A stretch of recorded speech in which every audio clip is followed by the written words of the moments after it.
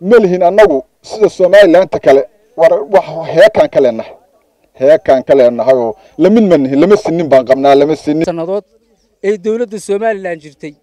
هذانو نهاي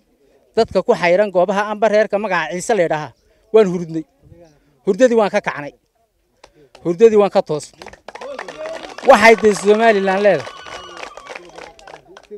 waxay Somaliland leedahan leena idnimo calannimo ay u gudboon yihiinna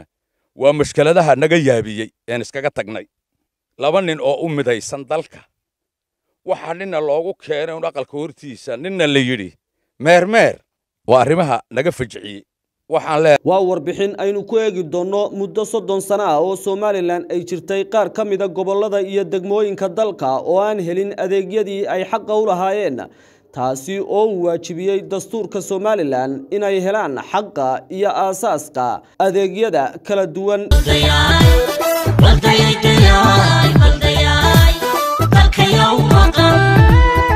deegaanadani ayaa ah gobolada Awdal iyo Salal iyo sidoo kale deegaanada guud ahaan ku hareeraysan ugu horeyn baahiyaha sida gaarka bulshadaasi u haystay muddo 30 sano waxa kamid ah caqabada waxbarashada biyaha caafimaadka iyo sidoo kale dhinaca doorashooyinka oo ay jiraan goobo ka xidhan muddo dhowr iyo 20 sano ku dhow waxa kale oo ay bulshadaasi ka cawdeen saami qaybsiga siyaasadeed ee Somaliland wixii ku gadaabna in la qabto oo aan waxba laga qaban ma arkayna 7 kilomitir 6 kilomitir bay goobta jiri iyo Cabdiqaadir isku jiraan aasha caday sayla aasha caday odawaadari oo Sheekh Ciise iyo ina nuur sugal muxuu odawaadari halka wareeji xariirad war meesha dhaqaaqada waa 50 kilomitir nuurada waa bal u jeeday nuur sugal marka leeyahay yaa la isxasradeen anagu 17 sanadood bila xasrad baan ku wada joognay xuquuqdeedina way maqnay maanta hadii loo dhaqaaqay doorashadii loo xarka xidhay oo lagu heshiiyay in la galo waa waxeedii aan helno kala duruuf deegaan walba duruuf buu leeyahay dhul baa maanta aan 1 kilomitir soconayno haraadku ku dilaya dhulka qaar koodna markaad eego goobaha doorashooyinka sidaas ay isku dul saaran yihiin annaga kaayaga u yar waa 70 kilood ba yaa hal boosish yaala ka kale markaad tagto waa 70 kale ka kale markaad tagto waa 50 waanu ku cabanaynaa waxaan leenahay goobahaasi way nagu yar yihiin hanaloo kordhiyo sidii kale ayaanaan xuquuqahayga wadanka ugu hay meesha kaliya xuquuqdeeda hay ma dhaqaan cabashada cabadna mayno ninku arkaya la iskuma soo nin fadhigaaga arkaya looma sara joogsado mana hadalno ma aytano wax ma doonno ixtiraam badan baan muujinaa laakiin cidi dhegno ma dhigto maanta se dhageysta halkaan taaganahay ma galayno mana galayno ilaa wixii tabashadeeda la buuxiyay daraadeed awalna waan ka maqnay meesha waxa doontaan noo tiriya anagu askari darajalihi kuma jiro oo xitaa wax kale kuma aragno waxaan leenahay halka aan joogno biyo male waxay lahayd riig bay lahayd wuu jabay degmadu awood ay ku soo saartay biyaha way weyday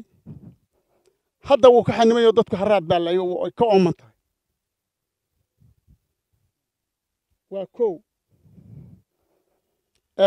allahumma salli ala muhammad gargaarada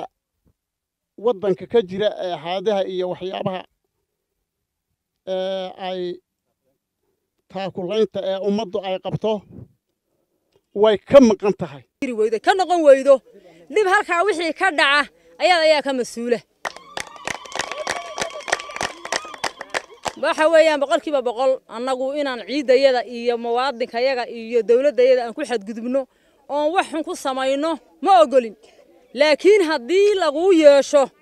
de waxa la dulqaad badan doqoniimo ku maashiya ilaa imika ka jira 3 iskuul dugsi hoose oo Cabdullaahi Boodle loogu magac daray iyo dugsi dhexe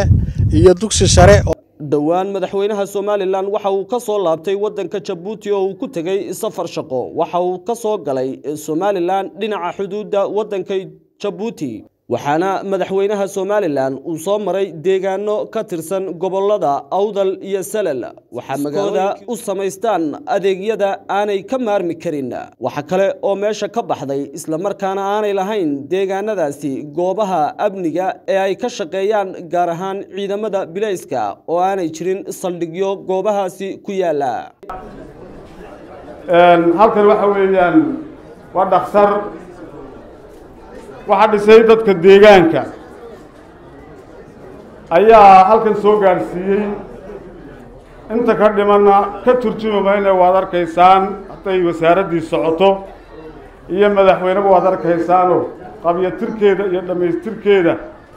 dalka caafimaadkiisu wuxuu ku xiran yahay magaalooyinka Hargeysa iyo Boorama oo boqolaal kiiloomitir jira sidaa darteed waxaan doonaynaa in hore loo dhaqaajiyo wixii ka dhiman sida ugu dhaqsaha badan baan codsanaynaa maanta waxaan leenahay codsigaaga uu shaqeynaya fariintoodana way soconaysaa waxbarashada waxaa ka jira dugsi hoose dhexe 5 xaafadood weeyaan magaaladu qaar baa waqti hore aad soo dhaafteen oo la yiraahdaa dhagax maroodi iskuul bay u baahan yihiin hoose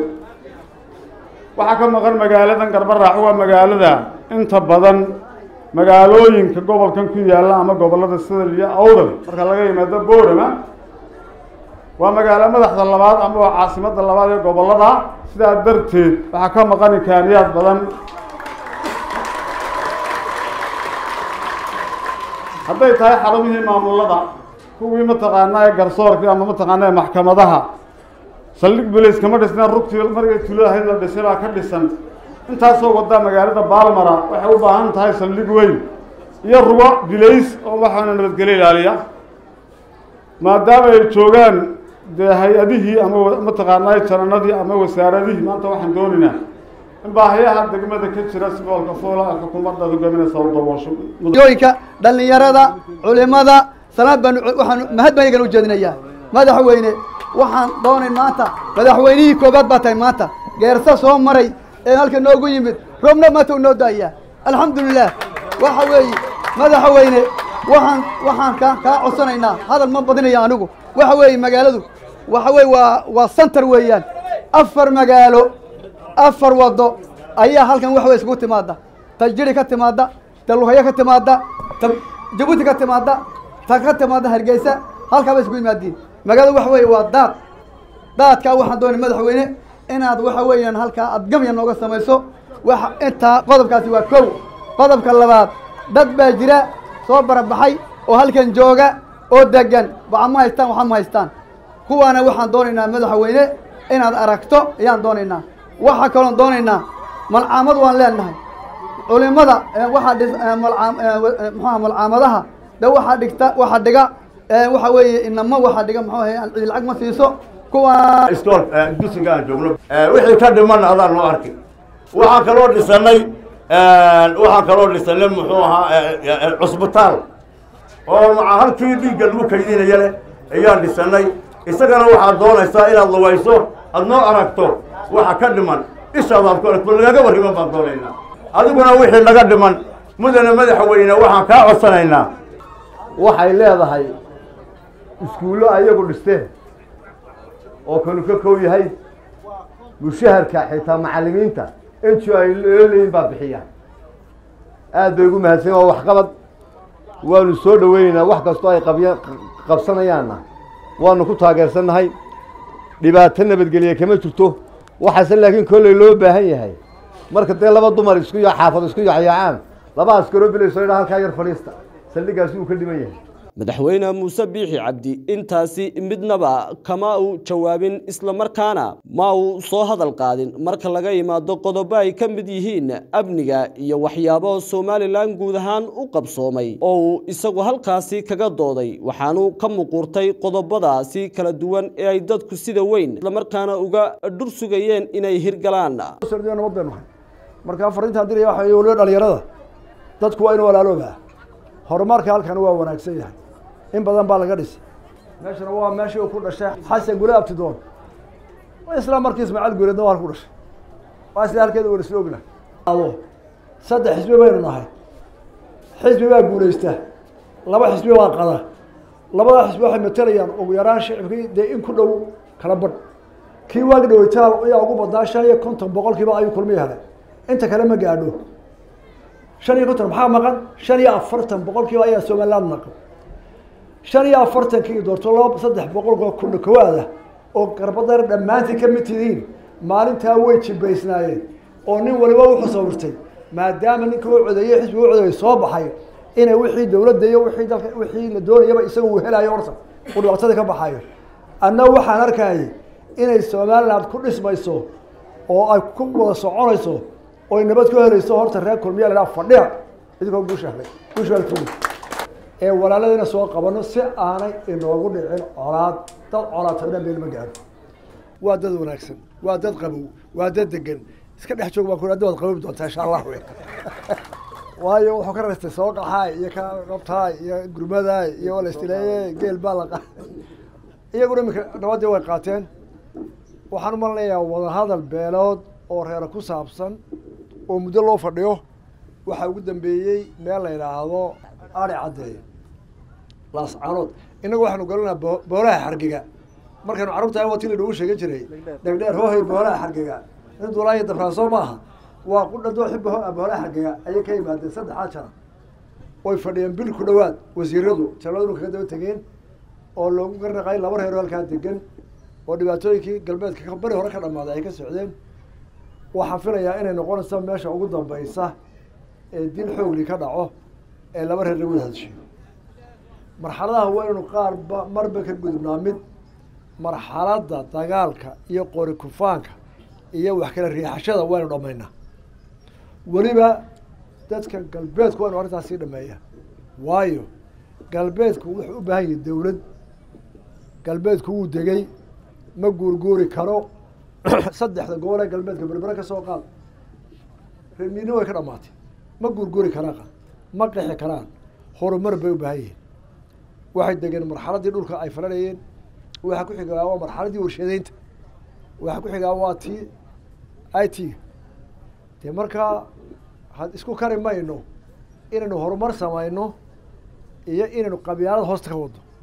ma karayno intaasina waa tusaale guud oo